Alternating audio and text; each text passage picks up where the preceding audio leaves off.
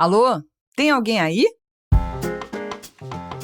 Será que vocês são como eu, que perdem o sono pensando no mercado cervejeiro? Por que as cervejarias seguem fazendo Reis e IPA tudo igual? Qual é o tamanho do mercado cervejeiro artesanal no Brasil? Quantas cervejarias ciganas tem no país? Dos estúdios da Pint Network, eu sou Ludmila Almeida, mais conhecida como Hipacondríaca, e o Surra de Lúpulo de hoje é criando uma carreira no mercado cervejeiro como juíza de concursos e outras cositas más. Para mim, o fim não é ser juíza, o fim é network, fazer trabalho, fazer negócios a partir disso. Quando eu sento para tomar uma cerveja após julgamento com as pessoas, é onde a gente mais troca ideia e faz network. Então, eu pensei que esse seria o meu trampolim de network para, além de fazer negócios em outros países e outros lugares, de trazer essa habilidade e essa vantagem para os meus clientes, né? Então, hoje eu consigo fazer com que os meus clientes também tenham acessos internacionais a parcerias, collabs, eventos. Tanto é que esse ano foi minha primeira participação como juíza em Blumenau e era algo que eu almejava muito, né? Eu 7 anos atrás, eu trabalhei lá como staff, como steward. Então, essa escada, ela não foi linear, né? Ela não foi de uma. Parecia que eu passei alguns passos, depois voltei um pouco para conseguir, né, estar presente no mercado nacional. E eu acho que isso faz muito parte, infelizmente, da dinâmica que existe no mercado nacional, que está muito ligada a intrigas, eventos, concorrências. E aí, para mim, o seguinte desse é entender, é achar que quando você contrata uma agência de marketing, ela vai instantaneamente converter vendas, quando o marketing é completamente diferente do comercial. Ele é integrado, ele é junto e tem que andar em conjunto com as ações e campanhas.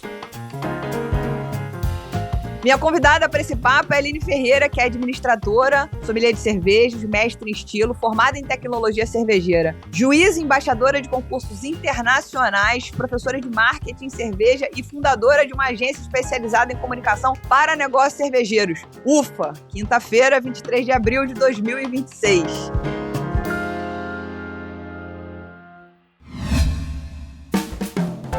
Sabe um jeito bom de contribuir com o Surra de Lúpulo? Bebendo cervejas. Ah, vocês vão falar, mas a gente já faz isso. Não, meus amigos e minhas amigas, aqui eu me refiro a comprar e consumir cervejas de quem ajuda o Surra de Lúpulo a se manter no ar e com a casa arrumada. Sabe quem?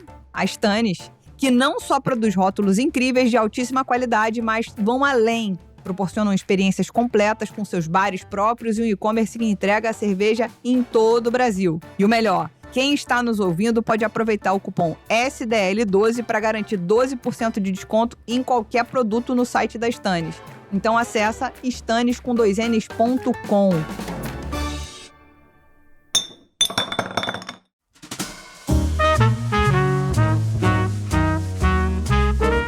Aline, eu tô tentando aqui emplacar aquela pergunta no começo, logo no começo do programa.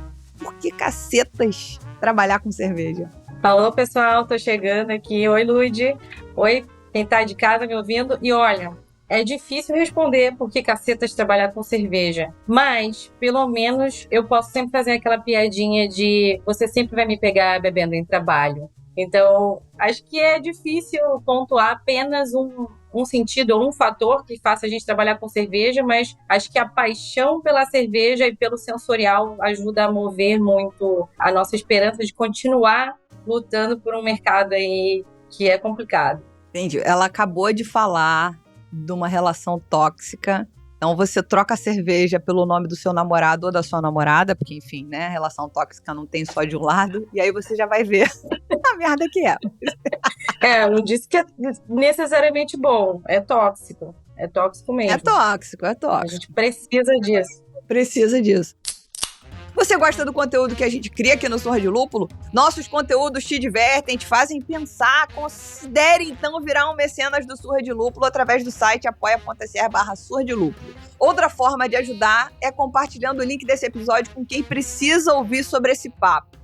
E se você tiver um tempinho e quiser ajudar ainda assim, avaliar o Surra de Lúpulo na sua plataforma de streaming preferida com 5 estrelinhas. Não vai lá para dar 4, dá 5. Isso ajuda a plataforma a entender que a gente é relevante para você e vai nos recomendar para novos ouvintes.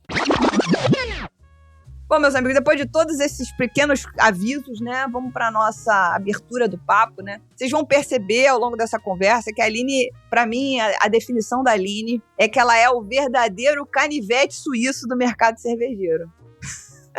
O que para alguns poderia parecer falta de foco, na verdade revela uma visão ampla e estratégia das oportunidades dentro de um setor ainda bastante masculino e que muitas vezes é difícil de entrar e de permanecer. Outro traço marcante desse mercado é que para mulheres serem ouvidas, frequentemente é preciso reunir ainda mais qualificação, experiência e domínio técnico. E a Aline entrega tudo isso com consistência. Ela vem construindo o seu caminho, abrindo espaço para si e, ao mesmo tempo, pavimentando possibilidade para outras mulheres com leveza, profissionalismo e muita competência. Sim, a gente enche a bola das nossas convidadas por aqui. Adorei. Tá toda, né? Tá toda. Bom, a gente hoje vai entender um pouco desse caminho trilhado por ela até aqui. Então, Aline, bem-vinda, tá? Eu espero Obrigada. que eu tenha feito jus essa introdução à sua pessoa. Canivete suíço do mercado cervejeiro, não é brincadeira, não é por nada não, mas essa foi boa, hein? Eu adorei esse trocadilho, acho que funciona bem mesmo. Exato. Porque além de ser o canivete suíço, que você tem multifacetas, né? Se você chegar muito perto e se você, né, ameaçar, eu vou atacar também, né? Tem isso. Tem a história de ser pocket, né? Tem. Você também é uma mulher pequena, exato. Várias funções boas. Carrega para todos os lugares. Exatamente. Vamos lá.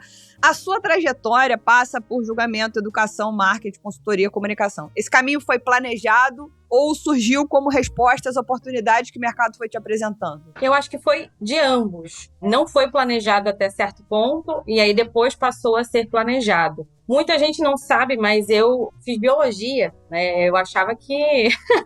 Fazia ideia. Não, né? É muito nada a ver. E eu trabalhava com biologia marinha. Achava que ia salvar as baleias e os golfinhos. Achava que minha vida seria isso. E trabalhei 4 anos no laboratório de biologia marinha, na Universidade Rural aqui do Rio de Janeiro. E nesse meio tempo eu comecei a fazer cerveja. Porque eu comecei a provar umas coisinhas diferentes e gostava de experimentar.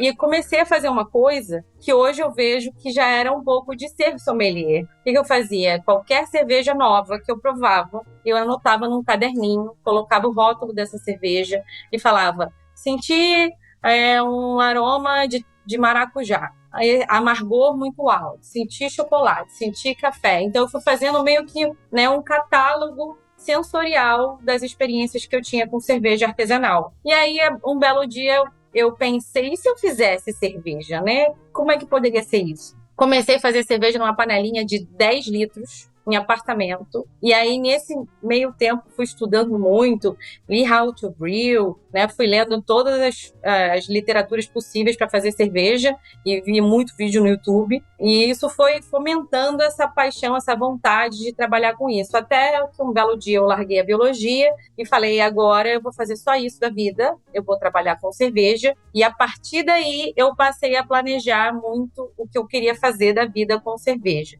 Inicialmente, eu ainda pensava que montaria uma cervejaria, que eu teria uma cervejaria e que ia viver disso. Até que eu fiz o curso de gestão de cervejaria e 2 semanas depois eu falei, mas nunca que eu vou montar a cervejaria. Não vou não, de jeito nenhum. E desisti. E aí, quando isso aconteceu, eu comecei a pensar, né, nas minhas habilidades dentro da administração, que depois eu fui fazer administração. E eu já trabalhava um pouco com marketing, não de cerveja, mas de outras áreas. E acabei, né, pensando em unir essa coisa de ser da área de comunicação com a cerveja, que eu já fazia há algum tempo. Eu comecei em 2012 a fazer cerveja.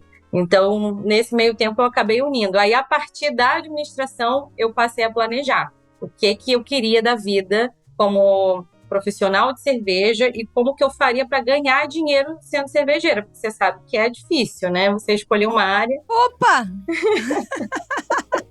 E aí, nessa época, eu comecei a planejar, assim, E também, nesse momento, eu também passei a planejar ser juíza de cerveja. E aí a gente pode falar sobre isso nos próximos aí. Pois é, você fala de remuneração, você fala de ganhar dinheiro, aí você fala de ser juíza de cerveja. Vamos lá, gente, são coisas que são conflitantes na mesma sentença, né? O trabalho como jurada não costuma ter uma remuneração direta, né? Você pode ter aí uma ajuda de custo, de repente, uma hospedagem, alguma coisa assim. Estamos oferecendo alimentação para os nossos... Graças a Deus, não? Mas, enfim, então, ainda assim, que tipo de oportunidades profissionais você identificou, sendo jurada de cerveja, que abriu para você mais espaço dentro do mercado cervejeiro? Acho que inicialmente muita gente quer ser juiz de cerveja, juíza de cerveja, pela ideia do status ou de daquela maciada no ego, né? De você ter ali um certo destaque. Inicialmente, eu não vou negar que eu acho que eu também pensava nisso, mas o que eu planejei, isso tá há 7, 8 anos atrás, isso faz parte desse planejamento que eu tive.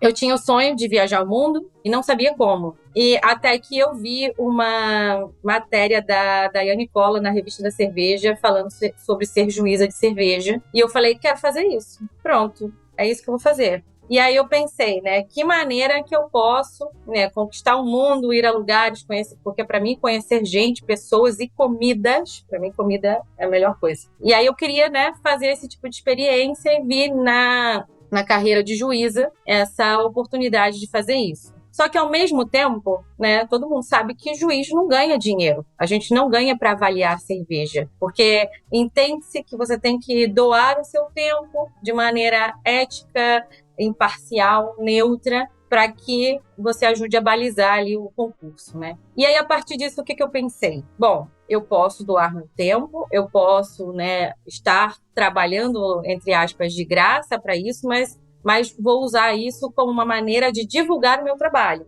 Por quê? Dessa maneira, eu me mostro presente, eu estou nos lugares. Quando eu sento para tomar uma cerveja após julgamento com as pessoas, é onde a gente mais troca ideia e faz network. Então, eu pensei que esse seria o meu trampolim de network para, além de fazer negócios em outros países e outros lugares, de trazer essa habilidade e essa vantagem para os meus clientes. Né? Então, hoje, eu consigo fazer com que os meus clientes também tenham acessos internacionais a parcerias, collabs, eventos. Né? E eu acabo fazendo esse caminho inverso de tornar esse momento de estar em outros lugares pagando para estar lá, né? Muitas vezes a gente paga ali a passagem, para que isso sirva tanto para mim quanto para os meus clientes. Então, essa foi a minha ideia, zero romantizada, de como fazer dinheiro através de algo que não te dá dinheiro. E aí, lógico, que vem junto, né, que para mim é muito válido, é a experiência mesmo que você tem fora. É comida, são eventos, você vê como é que funciona festivais fora do país, que tipo de cerveja eles consomem, como que funciona o comportamento do mundo craft em outros países. Então, essa leitura eu consigo trazer também, porque você está lá imerso. Então, é uma oportunidade, assim, que eu vejo de remunerar esse ponto. Para mim, o fim não é ser juíza, o fim é network, fazer trabalho, fazer negócios a partir disso. Perfeito. Você tá com drive focado nisso. Você não começou do tipo, eu vou começar aqui a ser juíza e de repente até se desengana. Quem começa meio desavisado assim, se desengana porque fala, porra, não ganho dinheiro com isso. Talvez você não tenha se planejado para... Você não. Essa pessoa não tenha se planejado para seguir esse caminho ou não faria sentido. Mas uma coisa que eu percebi na sua jornada, e eu conheço a Aline há algum tempo, ela já trabalhou comigo na pesquisa de 2023 e estamos novamente trabalhando na pesquisa agora de 2025/26 e, mais recentemente, foi adicionada a equipe da Hipacondríaca. Alô, graças a Deus, estamos felizes com essa adição. E aí, uma coisa que eu notei, e aí você me corrige se eu estiver errado, isso não tá na pauta que a gente combinou, a percepção que eu tinha é que você acabou primeiro construindo uma carreira mais internacional, e eu, na minha leitura pessoal, tinha mais a ver com a ausência das pessoas do país de olharem para você enquanto uma juíza a ser convidada. Aí você começa a ser embaixadora de concurso, sei lá, na Argentina, no Equador, no Chile, na Casa do Cacete. E, enfim, julgou recentemente um na França, salvo engano. Isso. E aí, enfim, já julgou um na Itália, que eu vi também. Enfim, então, aí quando isso começa a surgir, você começa a ser chamada para os maiores concursos nacionais. Eu tô falando uma besteira? Eu tô sendo Não, louca ou essa leitura é isso aí? não, foi exatamente isso. É muito doido, né? É muito louco. Tanto é que esse ano foi minha primeira participação como juíza em Blumenau. Era algo que eu almejava muito, né? 7 anos atrás, eu trabalhei lá como staff, como steward. Então, essa escada, ela não foi linear, né? Ela não foi de uma. Parecia que eu passei alguns passos, depois voltei um pouco para conseguir, né, estar presente no mercado nacional. E eu acho que isso faz muito parte, infelizmente, da dinâmica que existe no mercado nacional, que está muito ligada a intrigas, eventos, concorrências. Então, essa dificuldade eu acho que fez com que eu não estivesse no radar de algumas coisas, exatamente por isso, porque as pessoas às vezes tomam lados, tomam partes, e eu prefiro ser um pouco mais neutra. Lógico que eu tenho minhas convicções, eu sei com quem me aliar, eu gosto de trabalhar com pessoas que eu acredito, e isso faz com que às vezes você não seja, né, bem-vinda em algum lado ou outro. Mas foi exatamente isso, foi muito inverso. Que loucura! Que loucura! E eu sei também de você comentar nos seus stories, etc., que você no final acabou virando a mala amiga que leva para esses concursos, principalmente aqui na América do Sul, as cervejas que vão participar de uma Copa Sul-Americana, fora do país, de Copas. Cara, que loucura! Que loucura! Que trabalho! Isso, gente, é trabalho de formiguinha. É, praticamente.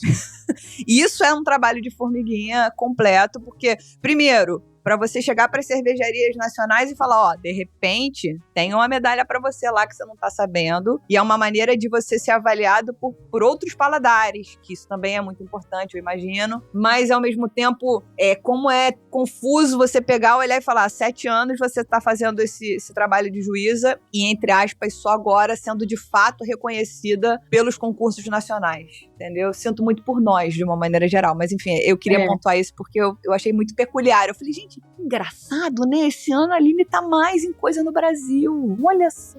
Eu fico feliz porque eu acho que eu tenho muito para contribuir aqui também, né? Não quero que seja uma atuação só internacional. Na verdade, eu quero fazer o caminho de trazer coisas que a gente pode aproveitar e melhorar no nosso mercado com essa visão internacional. E sim, eu acabei, né, me tornando quase uma mula de cerveja, porque... Mas, assim, ao mesmo tempo que é um trabalho bem complicado, é difícil, porque não envolve só levar as cervejas, envolve quase um trabalho comercial de falar individualmente com as cervejas, convidando para os eventos, né? Então, me tornei embaixadora dessa maneira. Uhum. É você falar do evento, né? Olha, vai rolar esse concurso no Equador e acho que você tem muito potencial para participar. Essa é uma leitura que eu faço também das cervejarias que combinam com cada concurso, porque às vezes o concurso não vai ser relevante para você nesse momento. Sim. E eu só vou atrás de pessoas que eu acredito. Às vezes eu provo uma cerveja e falo, putz, você tem que enviar essa cerveja para um concurso, né? Vamos investir nisso aí. E acabou que, nesse momento, eu passei a fazer esse trabalho de levar realmente as cervejas brasileiras para participarem dos concursos. Por quê? É uma forma acessível das cervejarias participarem em eventos internacionais, né? Então, deixou de gastar aí 120, 150 dólares de envio internacional para você pagar só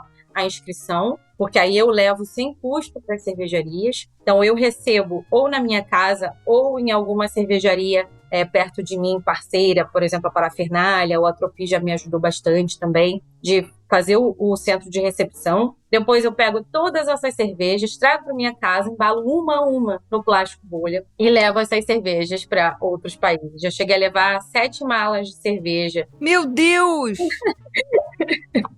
Então, assim, pensando de ganhar a medalha para o Brasil, e eu fico muito feliz de trazer as medalhas. E quando a galera ganha, parece que eu tô ganhando. Parece que é minha a medalha. Eu volto, assim, né, cheio de medalha brasileira. Então, assim, é um trabalho bem pesado, literalmente. Né? Não é só falar com as cervejarias, não é só glamour, não é só passear, né, carregar mala de um lado para o outro. Mas eu faço isso de uma maneira com o coração leve de que eu tô contribuindo para o mercado e de que possa ser mais fácil. Para mim, esse é um dos meus objetivos, que possa ser mais fácil para que outras mulheres venham e façam o mesmo, mas que não precisem levar tanta cerveja, né, carregar nas costas. Não, com certeza, com certeza. Mas eu acho que precisa levar isso pra terapia, tá? Mas, enfim, eu acho que é um super trabalho, é um trabalho de formiguinha, como você falou. E você, na resposta anterior, você começou a explicar um pouco de como é que essa experiência como juíza influencia no seu trabalho de comunicação e estratégia para marcas cervejeiras, no que você conhece um pouco da cena daquele lugar, entende um pouco daqueles paladares e etc. Então, assim, como é que você enxerga... Como é que praticamente você tem trazido coisas para os seus clientes nacionais? E aí me surgiu uma dúvida aqui. Você tem cliente internacional também? Tenho. Menina! Porque essa porra ainda fala inglês, espanhol, se bobear tá arranhando alguma coisa no francês e mangiare, italiano. E besteiras. Fala besteiras. Essa língua eu também falo. Essa eu falo bem, sou fluente. Essa aí já é de casa. Então, eu acho que tudo é experiência, né? Tudo é criação de vocabulário sensorial, de vocabulário de mercado, né? De expansão e presença nacional e internacional. Hoje eu tenho 3 clientes fora, 2 de El Salvador, tenho lá um brew pub e uma cervejaria, e uma loja de insumos, e também uma conta hoje que é latino-americana, né? De uma empresa de insumos de cerveja, que é a conta Latam. Pode falar, é a Pineapple, né? É, isso aí.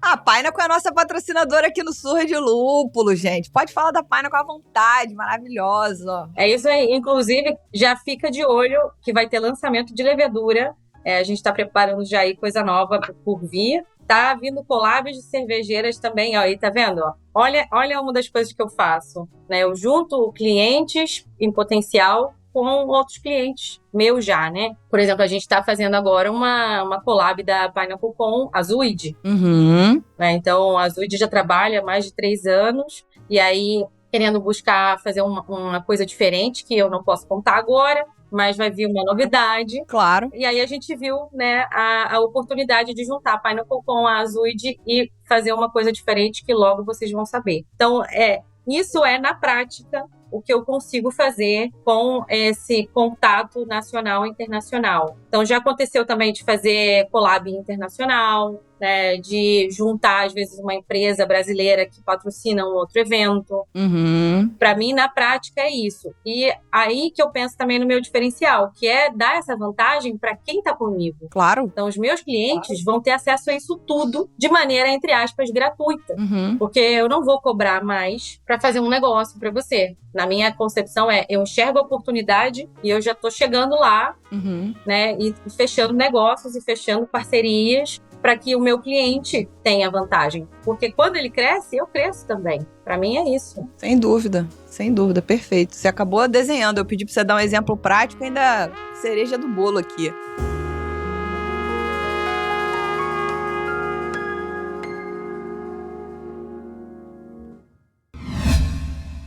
Bom, a Aline ainda não pode contar qual é a cerveja que vai sair, mas eu posso dar um spoiler. Aliás, 2. Primeiro, que a Zuid é uma das cervejarias mais inovadoras aqui do Rio e multipremiada, ou seja, vem coisa boa por aí. Segundo, que para esse lançamento eles usaram a Heritage American Ale, uma levedura extremamente versátil, de perfil limpo e equilibrado e alta tolerância alcoólica. É a solução perfeita para atender todo o portfólio de estilos americanos das melhores cervejarias. E pelo spoiler, vocês já viram que a Pineapple não é só um fornecedor, né? Eles são um parceiro próximo das cervejarias, dando consultoria e assistência técnica constantes. Afinal, a gente sabe que levedura é coisa séria. São mais de 90 anos produzindo soluções para fermentação. Aqui no Brasil, eles já têm 8 cepas diferentes no portfólio, atendendo a todas as necessidades das cervejarias e também dos cervejeiros caseiros. Acesse o Instagram, @pineapple.ingredientes, para conhecer todos os produtos e levar essa inovação para sua cervejaria ou sua produção caseira.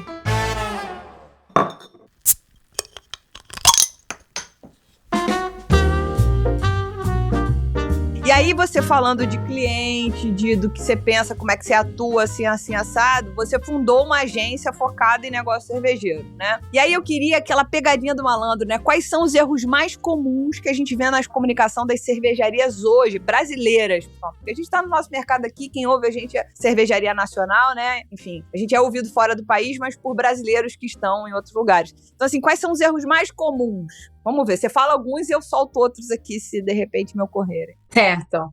Eu acho que a maioria é muito popular, né, os erros. Então, pensando, né, em oferecer uma coisa totalmente diferenciada, eu acho que no mercado não existia ainda esse direcionamento de conteúdo só cervejeiro, né, mas eu me vejo de uma maneira muito confortável de falar de cerveja, tanto é que quando outras áreas me procuram, eu falo, olha, eu posso trabalhar sim, mas a minha especialidade é cerveja, e isso aí você vai ter muito mais resultado, eu acho, e fluidez, né, na comunicação do que em outras áreas. E o que acontece muito a maioria das cervejarias, pequenas e médias, tem uma pessoa que faz tudo. Então, às vezes, o cara, ele é o cervejeiro, ele faz o financeiro, ele também atua um pouco no comercial, e aí na hora do marketing, eles falam assim, não, a gente faz um negocinho lá, ou então é aquele famoso o meu sobrinho faz. Vou pedir aqui pro meu sobrinho fazer uma coisa, editar um videozinho, fazer uma arte básica. Então, esse é um dos erros muito comuns de negligenciar a importância de você ter uma presença online com a sua marca, certo? E aí, para mim,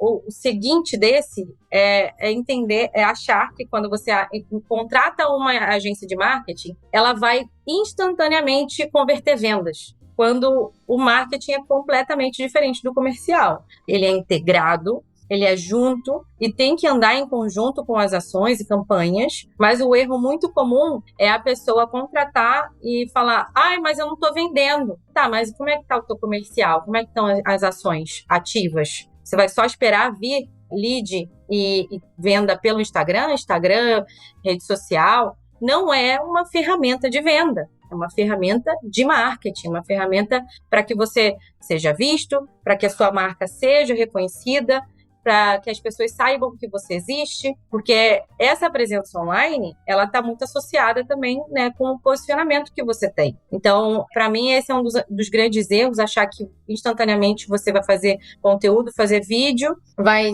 fazer todas as coisas que o tio Mark quer que a gente faça, e depois já vai converter diretamente em venda. E a dificuldade também de quando a gente traz campanhas e ideias novas, a maioria dos clientes, eles são muito resistentes em aceitar fazer, né, as campanhas ou as ideias que a gente traz. Por muitos motivos, né, pela dificuldade de estar dedicando tempo a isso, porque é exatamente outro trabalho. Não adianta você pensar que vai só fazer cerveja.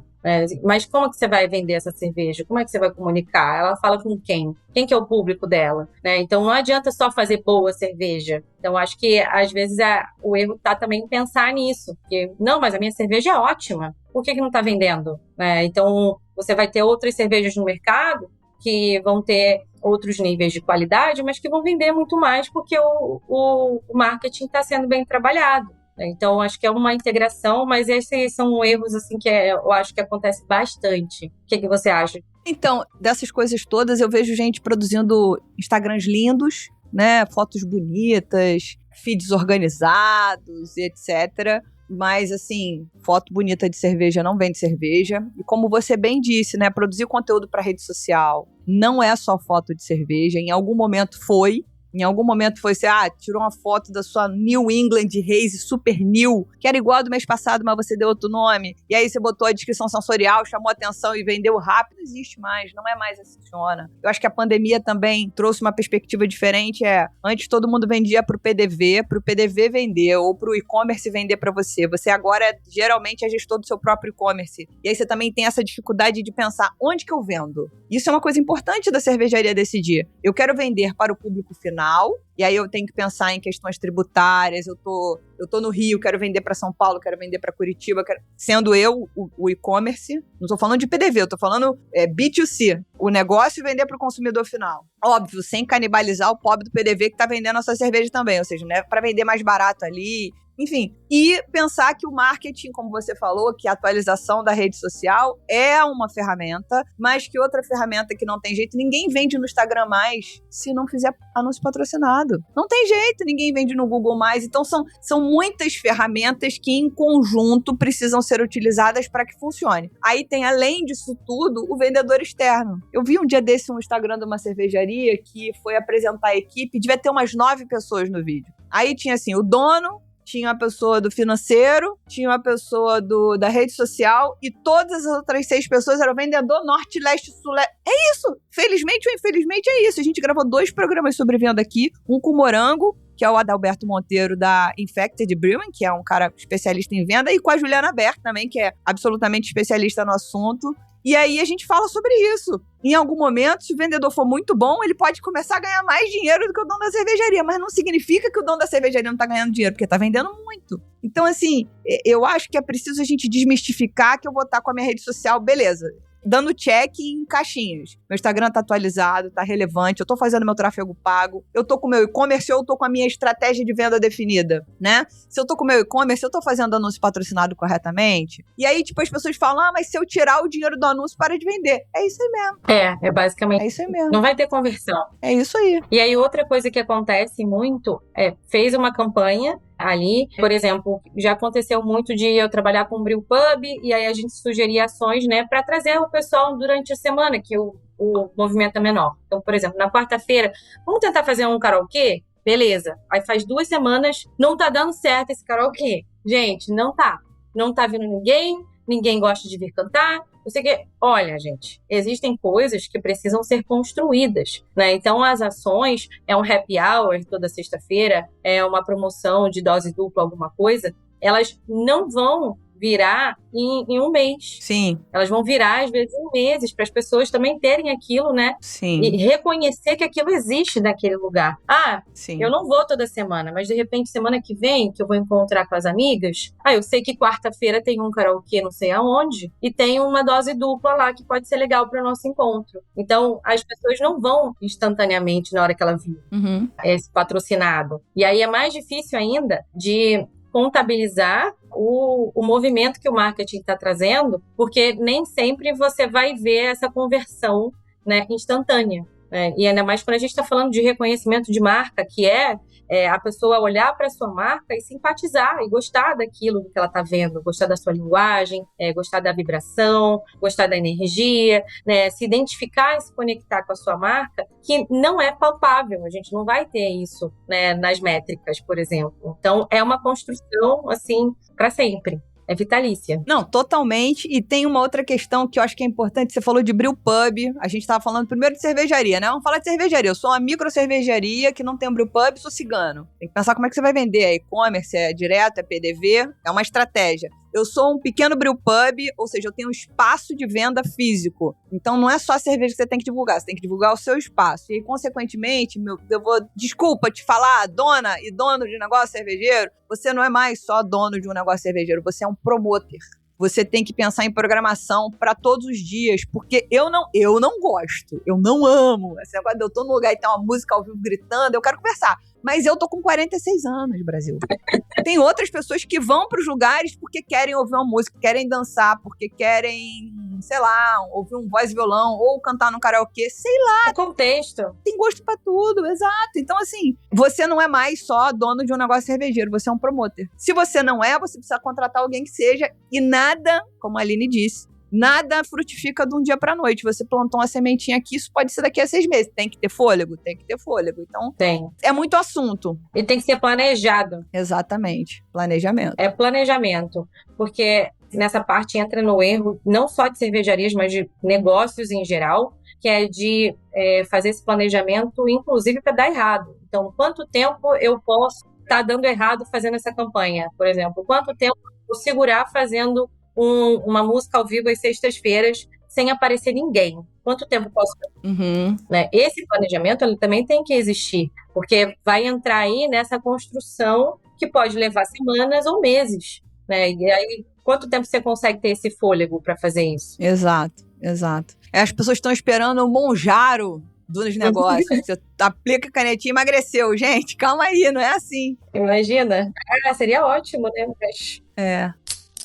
Aí vamos falar agora de uma coisa de técnica versus o próprio marketing, né? Você acha que existe um conflito entre o que é tecnicamente correto, essa é a pemba, hein? E o que vende, né? Como é que se orienta as cervejarias nesse equilíbrio? Porque às vezes você chega, por exemplo, eu acho que isso é um problema, a ponta do iceberg, eu nem sei se isso é um problema, tô chamando de problema, mas pode ser só uma característica. Você pega e fala assim, o cara queria ter feito aqui um estilo XYZ qualquer, você prova e fala, não é esse estilo. Mas se ele batizar no estilo, entre aspas, correto, como é só para vender no bar, talvez afaste as pessoas. Se for para mandar para um concurso, amigo, é melhor você mandar no estilo correto, com o nome correto, para não dar zebra. Exatamente. Então, assim, vamos fazer essa comparação entre o que é técnico versus o que é marketing, se impacta na venda, como é que é isso, como é que não é. Então, existe muito isso, e eu, pensando do lado marketing comercial, não vejo nenhum problema em comunicar o que é mais conveniente para o seu público. Se é, por exemplo, uma cervejaria, um brewpub que vai estar num local muito popular e tem uma Schwarzbier. Talvez eu não vá falar Schwarzbier, eu vou dar outro nome, eu vou dar outra configuração ali para cerveja, para ser mais fácil e acessível para quem eu quero vender. E isso a gente vê claramente na maioria das cervejarias que fazem ou uma American Light Lager, ou uma Cream Ale, ou uma American Lager, e vai vender como Pilsen. Eles vão chamar de Pilsen. Todo mundo sabe o que é. Se eu falar American Light Lager, a curva desse aprendizado que eu preciso ensinar para o meu cliente o que é, na verdade, isso, você se torna palestrinha. Se imagina toda vez que você for vender uma American Light Lager e você falar assim, você sabe que isso aqui não é uma Pilsen de verdade, né? Que as Pilsens de verdade foram inventadas na República Tcheca. Imagina você ter que fazer essa volta inteira, né, para poder se comunicar diretamente com o seu cliente. Aí você já perdeu, o cara já esqueceu, já foi para outra, né? Então, eu não vejo nenhum problema de fazer esses ajustes, desde que você não precisa mentir para o cliente, né? Mas não vejo nenhum problema de fazer essa adaptação contextual, estilos versus realidade. E aí, é claro, se a pessoa vai enviar para um concurso, você não vai enviar com Pilsen. Você vai enviar ali de acordo com as configurações de intensidade de malte, de amargor, intensidade aromática, que aquele estilo lá vai pedir. E eu acho que isso acaba acontecendo muito também quando a cervejaria tem lá a pessoa, o cervejeiro ou a cervejeira, gosta muito de um estilo que não é muito popular. Então, vai fazer um estilo com maestria, a qualidade excelente, mas não é muito popular ou conhecido em algum lugar, né, no lugar que está vendendo. Então, fazer essa leitura também é importante, né? Você pode fazer cervejas ótimas, mas se você não está direcionando para o público correto, ou às vezes é o contexto que você está inserido, não vai valer a pena. Não vai fazer muita diferença você gastar tempo, né, os insumos de qualidade, alta técnica de processo, e ainda assim não conseguir vender porque não se conecta com o seu público. Perfeito. Porque ainda tem uma coisa que muita gente reluta, que é a formação do público, né? Primeiro, a gente está num 2026, num mercado que a gente pode falar que existe, um mercado craft que existe há mais ou menos 20 anos e que teve um buster a partir aí de 15 anos atrás e etc. Mas que a gente teve... A sensação que eu tenho é que a gente tá no que a gente chama do early adopter. Até hoje, quem consome é quem quis de cara consumir primeiro. Não é como se a gente viesse conquistando pessoas, porque o linguajar é difícil, porque a gente foi particularizando um monte de coisa. Então tem muito dono de cervejaria, dona de cervejaria que não tá afim de explicar. Eu não tô falando explicar, tô falando suavizar. A gente tem que entender que as pessoas estão acostumadas a tomar a mesma cerveja com latas e cores de rótulos diferentes apenas, né? Então o nosso paladar tá muito habituado a uma coisa que é super gelada, que é super refrescante, que é isso, que é aquilo, que é para ser bebida em grandíssimas quantidades e etc. Então, assim, eu acho que tem um processo de formação de público que muitas vezes ele passa ao largo, mesmo quando a cervejaria fala, eu vendo 65% da minha produção é de Pilsen, ou de Lager, ou de Cream Ale, tal, mas não fala sobre o assunto, não ajuda na formação do público para essa pessoa que tá ali bebendo a Cream Ale dele, dar o próximo passo e de repente tomar uma Red Ale, uma Amber Ale, uma Amber Lager, sei lá que catch, entendeu? É mais um trabalho de formiguinha aí também, e esse é o outro trabalho que não é instantâneo, né? Você não vai ter resultado agora, né? Então, às vezes, você conquista essa pessoa ali tomando essa cerveja mais de menor intensidade alcoólica, né? mais fácil, super gelada, e aí você vai trazendo ela para esse caminho de apresentar coisas novas e fora da caixinha, né, que já existe. E até porque não dá para negar que esse comportamento de consumo ele é muito atrelado ao nosso ambiente sociocultural. Uhum. Né? Faz parte da cultura, não tem como você só tirar isso e falar, olha, isso aqui não é bom, não bebe isso, porque o bom é isso aqui, né? Só cerveja artesanal. Então, essa construção de entender esse contexto cultural, onde a pessoa bebe quase sempre a mesma coisa, super gelada, barata, e aí ela não vai dar um pulo, um salto único já para lata de 473, R$55, porque tem um lúpulo motueka. É. Inclusive, a pessoa pode achar que é uma marca nova de aplicativo de moto. Você vai explicar. Então, tem essa diferença. É, total. Aí você falou de uma coisa de entender regionalidade, paladar. A gente pode falar sobre isso até do juiz, né? Como é que você vai pegar, que é um trabalho que eu acho que a Abracerva está fazendo muito bem, que é fazer o concurso pelas regiões e você, consequentemente, ser obrigado, no caso da Abracerva, a conhecer, até formar, até aprimorar juízes e juízas que estão nessas regiões onde são menos cervejeiras e, de alguma forma, incentivar essas cenas. Eu acho que esse é um papel da associação. E aí, vamos lá, você dá curso para juízes e juízas e também degustação, harmonização. O que você percebe que mais falta na formação desses profissionais hoje, né? Então, que eu acho que tem a ver também com essa coisa do tipo assim, você chegar, Aline, vai lá jogar um concurso na região norte e aí vai aparecer um monte de cerveja com fruta que você nunca viu e você não vai fazer a mais vaga ideia de como fazer isso, como entender esse, sabe? Então, eu queria que a gente falasse um pouquinho sobre como é que é o teu curso de formação e como é que você consegue driblar essas questões, enfim.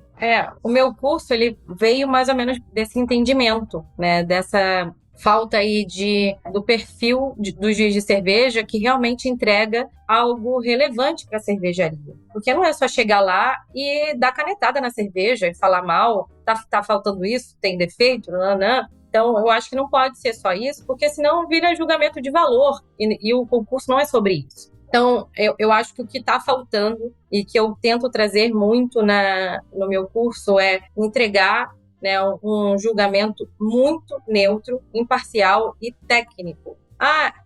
Eu proíbo meus alunos de escrever boa espuma. O que é boa? Boa para quem? Boa para o quê? Para o estilo? Para você? Para a tia que vai tomar uma cerveja na praia? Para quem? Então, eu preciso que isso seja metrificado. Eu acho que isso é importante para julgar.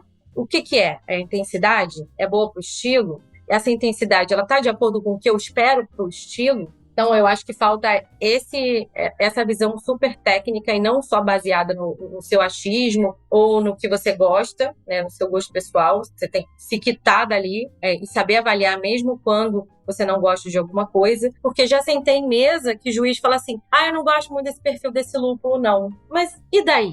E daí que você não gosta? A cervejaria gosta, e por isso que ela fez esse perfil desse lúpulo. Você sabe quem que vai comprar? Sim, não é sobre o seu gosto pessoal, né? Olha, eu sinto muito. Você vai ter que engolir, né, um pouco do seu ego para poder julgar as cervejas de uma maneira muito imparcial. E acho que essa é uma das coisas que eu quero mudar com os meus alunos. A gente já está indo para a terceira turma agora, que é também fazer essa visão de realmente contribuir com alguma coisa e ser muito, muito gentil com a cervejaria. Eu penso, o cara gastou, né, fez toda a receita, fez a cerveja, enviou para o concurso, gastou uma grana para enviar para o concurso, para eu depois enviar um feedback que está escrito boa espuma ou não gostei do perfil do lúpulo. Isso não existe. Então, para mim, eu quero que saia totalmente técnico e que não é que eu vá dizer para você o que fazer na sua cerveja. Eu só faço isso quando eu falo de caseiro. Quando eu falo de caseiro, eu dou dicas de melhoria. Olha, dá uma olhada se a moagem está de acordo, né? Tenta não fazer uma lavagem excessiva dos grãos, de repente essa astringência pode vir daí, né? Fazer todo esse aparato de ajudar o caseiro a melhorar a sua receita. Quando eu falo com cervejaria, em concurso comercial, o que eu posso fazer é sempre essa comparação do que é a cerveja que está na minha frente com o estilo que ela está concorrendo. Olha, essa intensidade aromática está muito baixa para o estilo. Aí não é só eu que gosto, não é o que é relevante para mim, e sim para o estilo que ela está competindo. E aí eu vejo essa ideia de ser juiz, tem muito a ver com o status, com o ego de tentar ser reconhecido, e aí você chega na mesa, tem pessoas que têm uma pose de pavão e que senta ali só para falar mal de cerveja. Eu, particularmente, já tive algumas discussões em mesa quando eu vejo a pessoa tendo essa postura. Uhum. Porque eu não quero que chegue lá para a cervejaria um monte de esculacho na cerveja dele. Eu acho que a gente precisa ter empatia com quem está enviando e que está disposto a ouvir tua opinião técnica sobre isso. E aí sim, técnica, não é o que você gosta de beber no seu dia a dia. Aí lá é a tua escolha. Mas aqui na mesa, sim, tem que ser imparcial. Eu acho que isso é um grande defeito do que a gente tem visto. Perfeito. Eu acho que também isso é reflexo de novamente, um amadurecimento da formação do juiz. Certeza. Quanto tempo estamos formando juízes no Brasil? 15 anos. Então vai demorar para a gente chegar e falar, eu tenho o padrão ouro aqui, né? Que eu acho que tem um incentivo lá do BJCP, que saiu um ranking recente, não é? Do tipo, quem mais participou. Você tava lá nas cabeças, pelo que eu olhei brevemente. Eu tava, acho que eu fiquei em 49 mundial, eu acho. Uma coisa assim. Meu Deus do céu. Jesus, Mary and Joseph.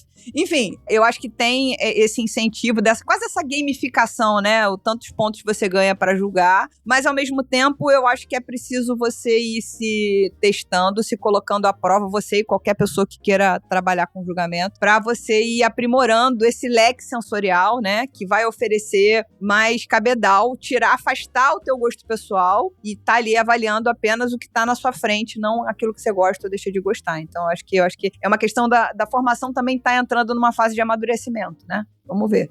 E eu acho que esse leque sensorial, ele requer muita humildade, de você não saber o que está julgando às vezes. Então, se, por exemplo, eu vou até...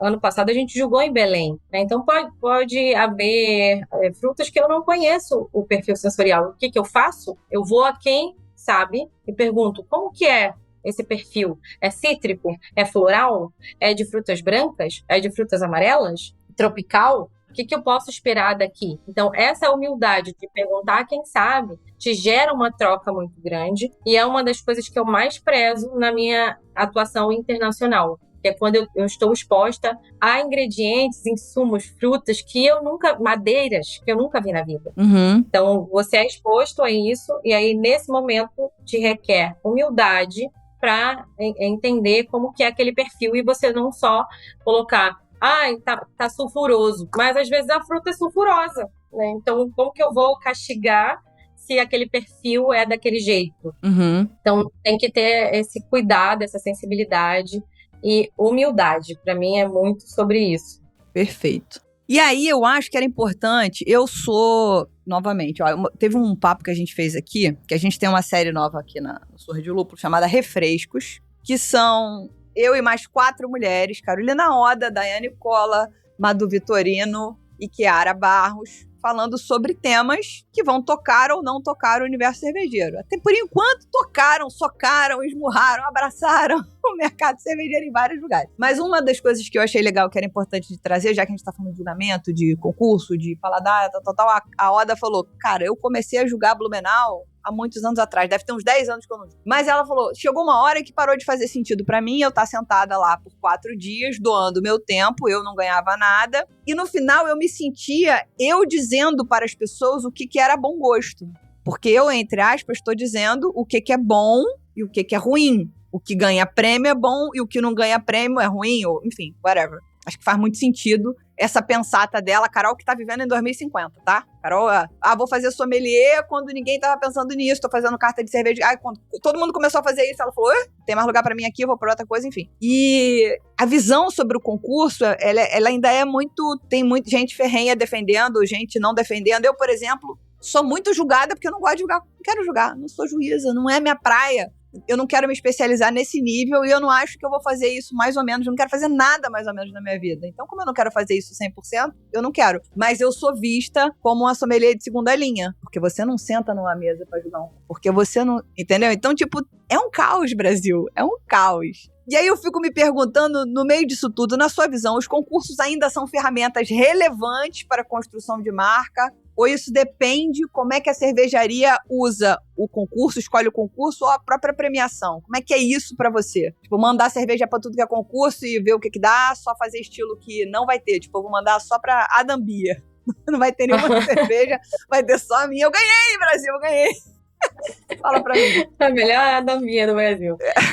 Eu acho que é uma combinação desses fatores, tá, Lud? Eu acho que não existe uma resposta só. A gente viu aí uma ascensão de concursos nos últimos 3 anos, assim, de uma maneira absurda. Tem concurso todo mês, tem alguma coisa acontecendo. Então, eu acho que é uma combinação do que a cervejaria tem como planejamento. Então, eu quero ser, você já viu, você pode encontrar cervejarias que vai falar assim, eu quero ser a mais premiada do estado. Eu quero ser mais premiada do Brasil.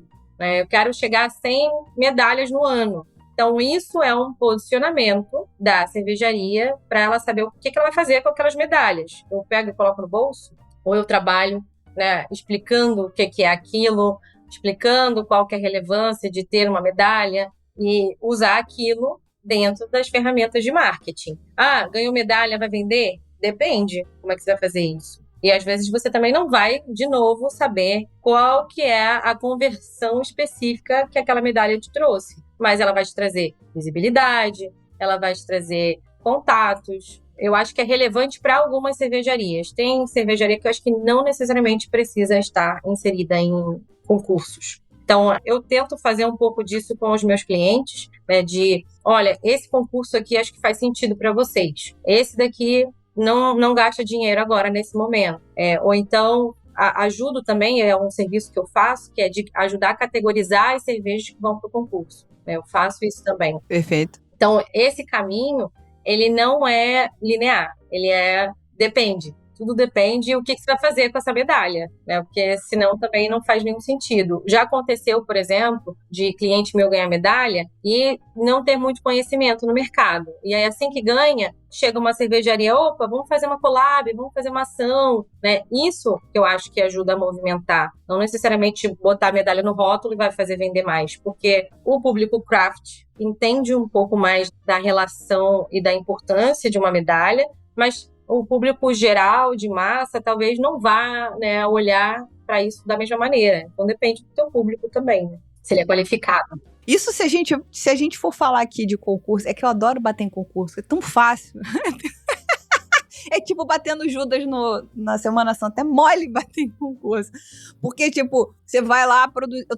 Novamente, eu acho que é fácil bater em concurso, mas eu acho que quem faz isso tá jogando com o regulamento debaixo do braço. E se tá jogando com o regulamento debaixo do braço, tá tudo certo. Então eu acho que o problema não é da cervejaria, é do regulamento. Mas, enfim, você produzir uma cerveja que não verá a luz do dia. Você produzir uma cerveja que vai ganhar, de repente, você produziu a fina flor do amor e ela nunca estará numa prateleira, numa gôndola, nunca vai ser vendida no seu e-commerce.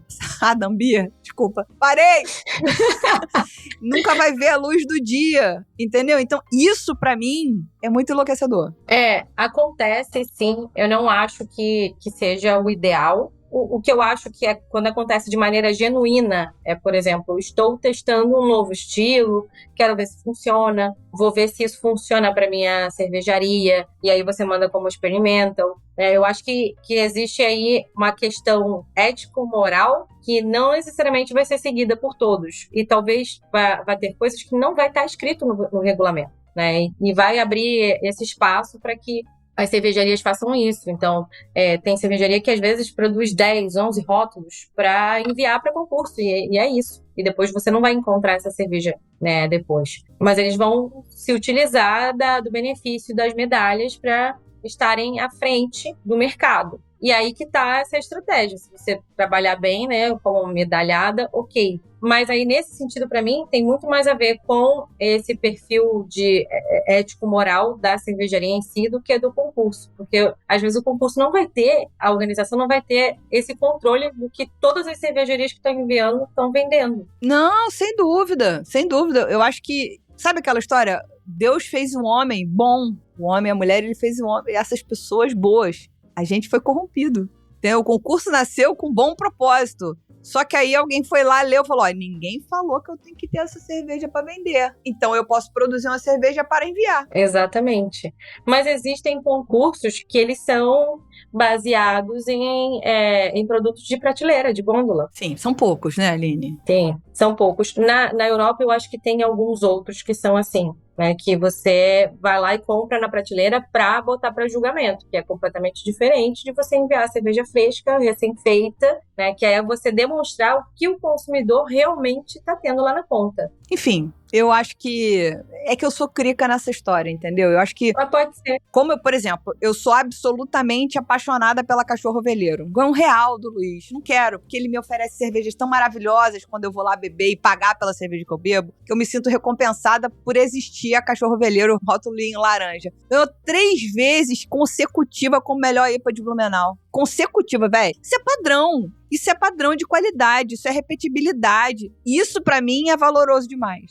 Ele já chegou, eu já visitei a fábrica várias vezes. Ele já chegou pra mim e falou: a Cachorro é responsável por 70% da minha venda. Caraca, tá vendo? Ou seja, não é Pilsen, entendeu? É isso, é padrão. E trabalhar o marketing da maneira correta, né? E eu vou te falar, ele é o que menos faz. O marketing dele virou ele ganhar medalha em todo lugar e você achava a cerveja que tava medalhada no bar dele ou no Rio Grande do Sul. Que isso, eu não tenho e-commerce porque minha cerveja não é pasteurizada, eu não vou mandar pra ninguém. E é um posicionamento, concorda? É um posicionamento. Ele manda pra mim, ele falando assim, você quer? Eu pago, ele me manda, mas assim, o problema é teu. Risco. Entendeu? Exato, mas assim, chega perfeito, dá tudo certo, mas assim, isso pra mim tem um valor absurdo, que é você falar, caramba, fiquei com vontade de provar essa Adambira aqui, parei! É porque você não viu a Liechtenstein. Não quero nem olhar, não me mostra.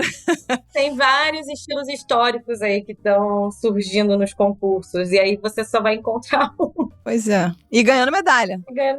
Sou ouro, sou prata, sou bronze. Mas enfim, tudo bem. A gente tá produzindo uma ferramenta aqui na Pint, que é pra gente ter visibilidade de vencedores, só de concurso nacional. E é uma pena que os concursos não compartilhem conosco outros dados, tais quais quantidade de amostra por cervejaria, outras informações que poderiam ajudar a gente a ter. O meu sonho, eu amo número, você já trabalha comigo há um tempo, sabe disso, era ter, tipo assim, as estatísticas de quem acompanha os esportes americanos, sabe? Tipo assim, ó, o Kevin Durant no basquete, essa cesta, se ele chutar essa cesta agora de 3 pontos, vai ser a cesta de número 3.000 de 3 pontos. Os caras têm essa porra num dashboard na frente deles. Eu queria isso para um concurso nacional. Então a gente tá fazendo isso nos últimos anos aqui, tentando levantar, mas esses dados que seriam tão importantes para saber, de repente a cervejaria mandou 100 amostras e ganhou um prêmio.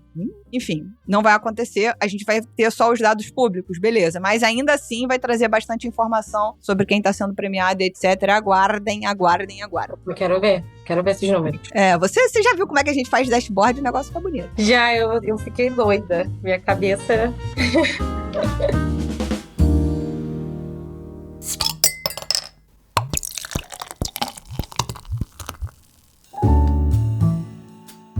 A gente, pra ir terminando esse papo, me conta aqui o que você vê como tendência no mercado cervejeiro, pensando em formação de juiz, comunicação das marcas, avaliação técnica. O que você olha aqui agora, nesse momento que tá todo mundo falando que a geração Z bebe pouco, o consumo tá diminuindo, qual é o coelho da cartola que preciso ser tirado para que mais negócios continuem, né? Eu acho que é muito sobre continuidade dentro daquele planejamento que a gente falou. E existem coisas que realmente não vai ser esse coelho, não vai ser mágica. É fazer planejamento, é se planejar dentro do marketing, dentro do público que você quer atingir. Não existe, assim, exatamente uma coisa milagrosa que vai te fazer agora, do nada, né, viralizar. O sonho de alguns clientes é viralizar. Beleza, e aí a gente faz o quê com isso? Né? Então, a ideia, assim, eu acho que de tendência é essa integração, e o público que já está muito ciente das coisas, muito informado, às vezes informado no chat GPT, às vezes sim, mas ele busca, ele procura. Então, eu acho que essa integração da marca com a conexão com as pessoas, que é algo que eu tento aplicar nos meus, é através dessa linguagem, né, de como eu me comunico com a pessoa, E, infelizmente, não é só falar de cerveja, que eu acho que, para mim, é a grande tendência pós-internet, que dentro do comportamento de consumo, a gente não consome só o produto. A gente consome a ideologia da marca, a comunicação, às vezes é o estilo musical que você se identifica com a marca. Então, ou pode ser só o rótulo, a estética. Então, a pessoa ela não consome só o produto. Para mim, uma das maiores tendências é essa, é pensar fora da cerveja.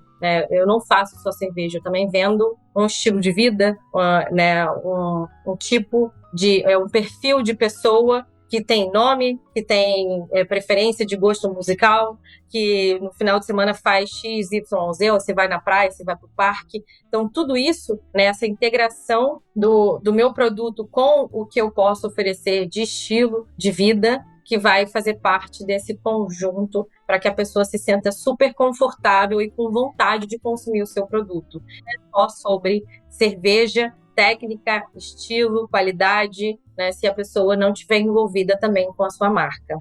Isso é uma coisa que as pequenas empresas não têm noção e que as grandes, porque tem mais recurso, porque tem mais mão de obra, porque tem mais técnica, conhecimento, fazem, que é o território. Qual é o território da sua marca, né? E aí o território são todas essas coisas que a Aline citou, estilo musical, preferências, público. Quero vender pra quem? Pra todo mundo. Ih, aí você já começou errado. Você não vai vender pra todo mundo. Esquece. Não é todo mundo que quer consumir isso. Exato. Então, é preciso ter esse olhar, mesmo que não seja o seu olhar, dono e dona da cervejaria, dono e dono do brewpub ou do negócio cervejeiro, você pode contratar a Aline para fazer essa análise de território, para poder, inclusive, te sugerir coisas e tenham a cabeça aberta para que você possa, de fato, produzir outras coisas. E, gente, falando aqui do lugar de quem já viralizou alguns vídeos na internet, viralizar é bom, mas é muito ruim também, porque chega uma galera que você fala assim, não vai comprar seu produto, não tem o menor interesse naquilo que você está falando ali.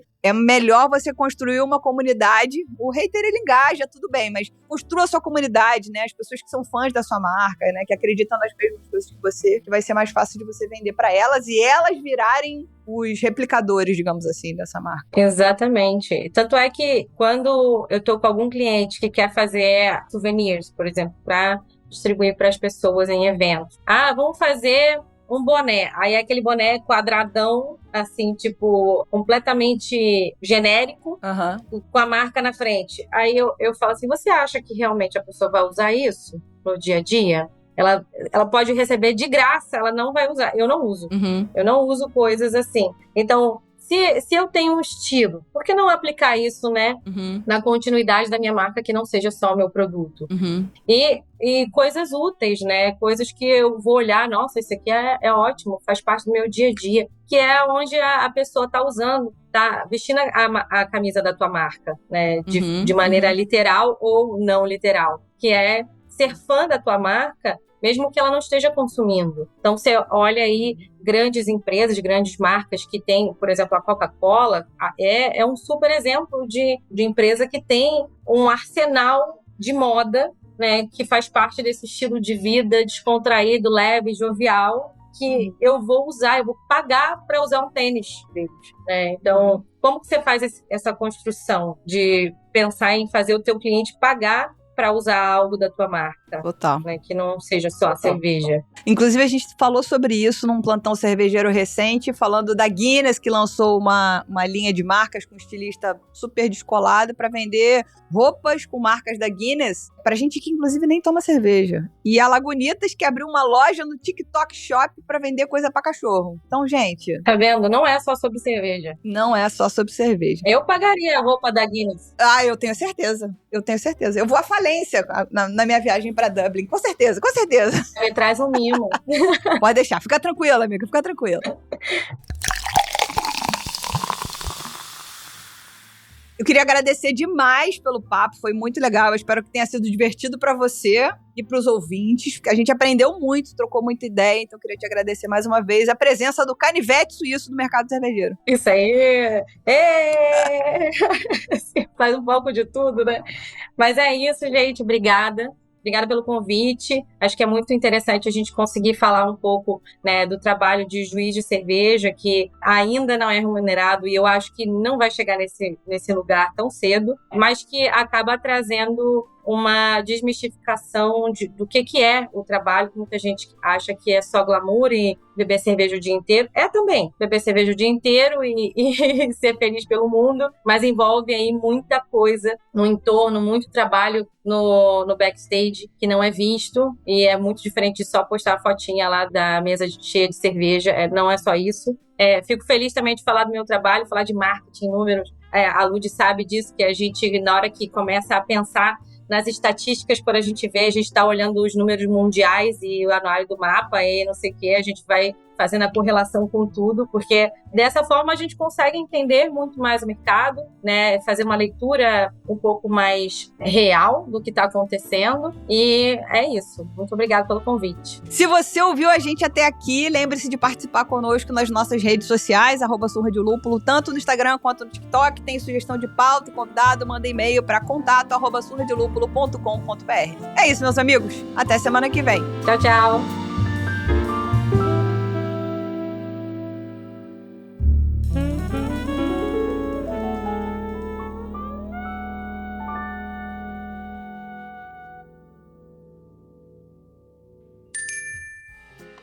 Este podcast é uma produção da Pint Network e está disponível no Spotify, no YouTube ou na sua plataforma de áudio preferida. Na nossa equipe, contamos com a colaboração de Henrique Boaventura, Ludmila Almeida e Maurício TK, sócios e apresentadores do podcast. Também fazem parte do time Gabriel Gurian, na apresentação e redação do blog, Rubens Reis, na edição, Hop Your Media, nas redes sociais, e Laís Andrade, no design.